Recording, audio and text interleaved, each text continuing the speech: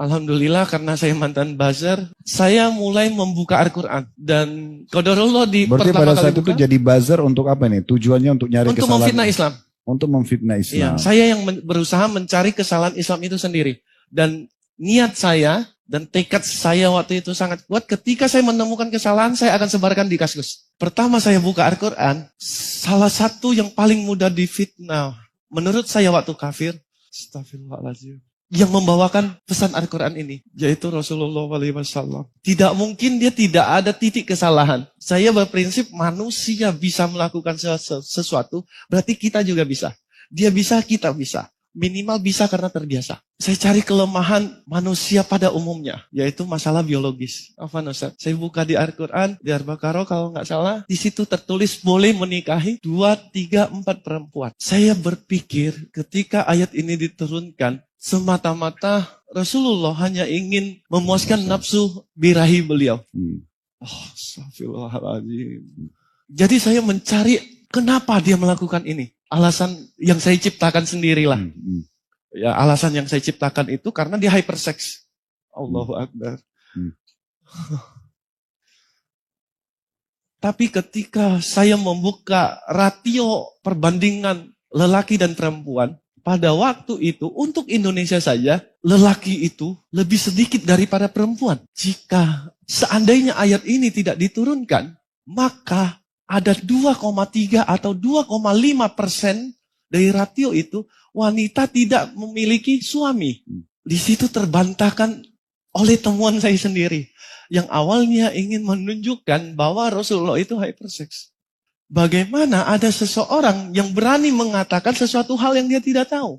Contoh, ada api yang tidak bisa padam di dasar lautan. Mungkin ini fitnahan saya. Saya bisa memfitnah Rasulullah bahwa agama Islam ini bohong. Berarti ini penemuan yang lain. Ya. Selain dari tadi ayat tentang poligami, sekarang ada ayat tentang gunung berapi di lautan. Ya. Oke. Saya sudah menulis sebuah postingan untuk disebar ke buzzer-buzzer saya. Ini postingannya, ini ayatnya, ini kesalahan Islam. Bagaimana mungkin ada? Apa yang Allah lakukan? Alhamdulillah, Allah masih menunjukkan belas kasihannya kepada saya. Allah masih sayang sama saya. Ketika TV itu dibuka, di tayangan TV itu lagi menunjukkan ada penyelam, lagi pakai palu, menghancurkan larva di dasar lautan. Api itu tidak padam, air laut tidak habis. Mau fitnah pun nggak sanggup saya, Ustaz. Dan banyak lagi hal-hal yang ingin saya fitnah. Termasuk gunung yang warna-warni. Assalamualaikum warahmatullahi wabarakatuh. Sahabat Nafi kita yang saya cintakan Allah Subhanahu wa ta'ala. Allah Subhanahu wa ta'ala berfirman, wa makaru wa makarallahu wallahu khairul makirin. Mereka itu buat makar yang mana tujuannya apa? Untuk memadamkan cahaya Allah. Allah itu sebaik-baiknya membalas makar mereka. Yuriduna ayyutfi'u nurallaha bi afwahihim fayaballahu illa ayyutimma nurahu walau karihal kafirun. Mereka para musuh Islam itu berusaha untuk memadamkan cahaya Allah. Tapi Allah dengan maha kuasanya, Allah malah sempurnakan cahaya tersebut. Walaupun orang-orang kafir tersebut tidak suka. Dan juga nasihat kepada saudara-saudara kita yang muslim, yang akunya muslim tapi tidak suka kepada orang-orang yang mengajak kepada sunnah Nabi SAW, kembali kepada Al-Quran, sunnah dan manhaj salaf. Karena itulah satu-satunya metode dalam belajar agama yang benar, yang selamat dari penyimpangan akidah, penyimpangan dalam hal amaliyah, agar jangan sampai capek-capek ibadah malah ketolak. Jangan kita itu beriman sebagian menolak sebagian. Maksud Islam itu secara keseluruhan, totalitas.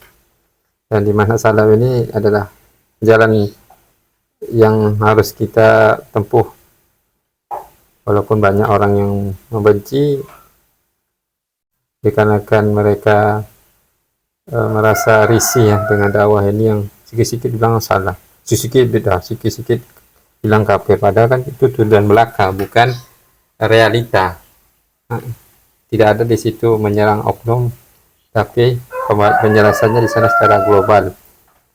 Kalau ternyata merasa, ya sebaiknya ditinggalkan, kan? Bukan mencari pembenaran. Ya, inilah metode dalam kita belajar agama yang benar, bukan mencari kesenangan kelompok tertentu, tapi mencari keridhaan Allah dan Rasulnya.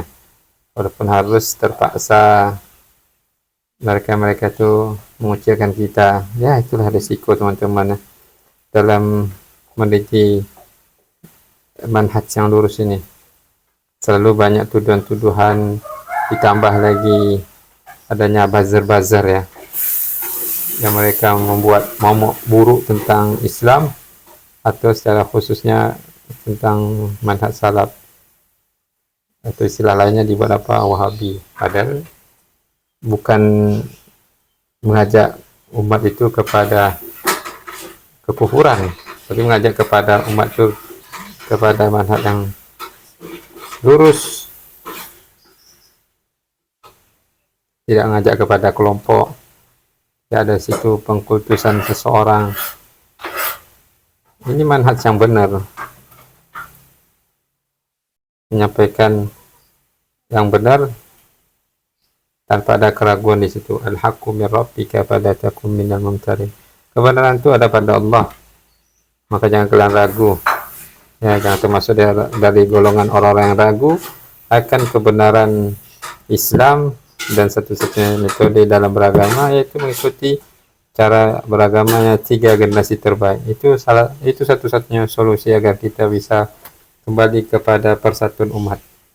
Tidak benar manhaj salaf itu mengajak pada perpecahan, tapi mengajak umat kepada satu-satunya cara agar umat ini bersatu adalah kembali kepada tauhid, beribadah sesuai sunnah, meninggalkan fanatik yang berlebihan kepada kelompok. Sebuah lembaga organisasi itu dibutuhkan, tapi tujuannya sebagai mobilisasi agar dakwah itu berjalan, bukan menjadi hambatan. Dakwah itu harus mengikuti keinginan kelompok, ya, itu yang salah. Tapi mobilitas untuk mempermudah tersampaikannya tujuan dakwah itu agar manusia kembali kepada Allah dan Rasulnya, bukan mengajak manusia kepada kelompok. Dan inilah manhaj salaf yang diajarkan oleh para asatizah. Tidak ada mereka itu tujuannya dunia, ya, dunia semata, tidak ada. Dan inilah yang kita inginkan, agar umat kembali kepada Allah dan Rasulnya, teman-teman. Tengok ya, salah satu parada itu adalah Ustadz Khalid Basalamah, hafizahullah. Adem dakwahnya, itu pun masih dicap Wahabi dan semacamnya. Ada humullah. Semoga video singkat ini bermanfaat ya teman-teman. Tolong bantu share ya kalau bermanfaat. Kalau tidak silakan kasih masukan. Jangan lupa komen. Barakallahu fikum. Wassalamualaikum warahmatullahi wabarakatuh.